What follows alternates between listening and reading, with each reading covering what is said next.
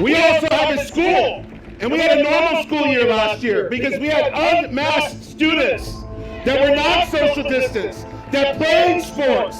We have a school that we do not dictate to our parents what they must inject into their children. And I want to share with you this morning that what we are facing right now is a moral issue. Vaccine mandates are immoral.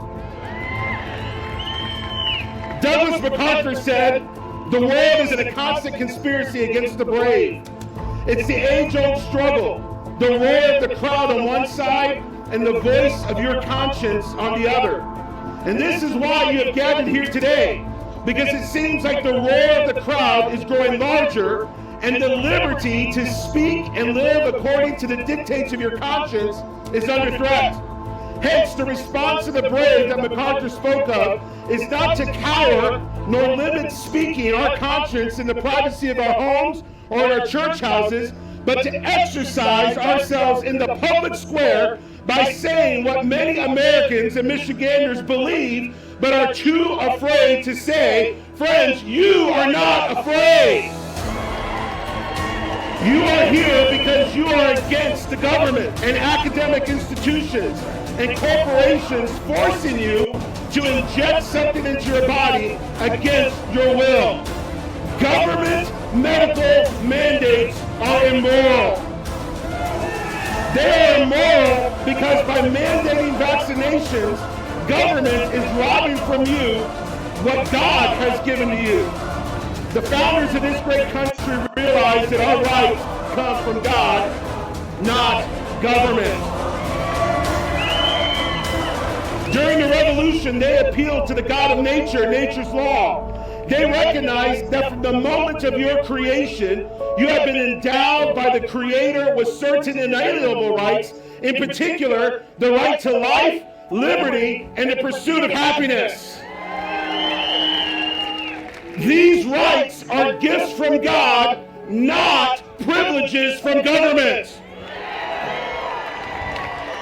And I, for one, am tired of the government taking away my God-given rights and in attempting to bribe me by handing them back as a privilege.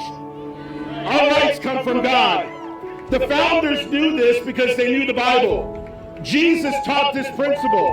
He said, "Render unto Caesar the things which are Caesar's, and unto God the things that are God's." Jesus declared that there are some things that belong solely to God. The founders recognized these as sacred properties. And one of these sacred properties is your right to life. For years, the left has chanted, "My body, my choice." And while they do not extend that right to the defenseless child in the womb, it seems like that right does not seem to apply here today. By mandating a vaccine, the government assumes it has greater responsibility for your body than you do. Government is not God. Hence, the founders also recognized the sacred right of the liberty of conscience. James Madison, the father of the Constitution, said that conscience is the most sacred of all properties. Your conscience belongs to God. The conscience is the inner sense of what is morally right and wrong that resides in the soul of an individual. And everything about medical mandates is immoral because it infringes the sacred right of conscience of individuals.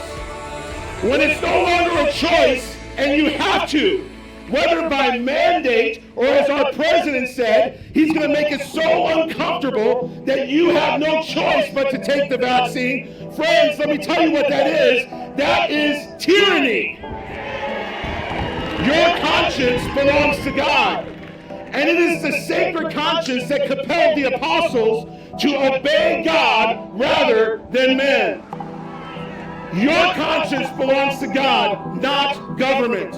Now is the time to stand up, Michigan. Now is the time to stand up in your schools. Now is the time to stand up in your workplaces. Now is the time to stand up to the media.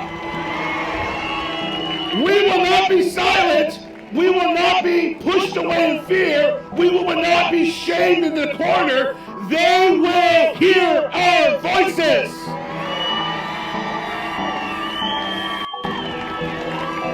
And friends, now is the time of a reckoning. Now is the time to stand up to any politician that is in favor of mandating a vaccine. They cannot allow to get away from this.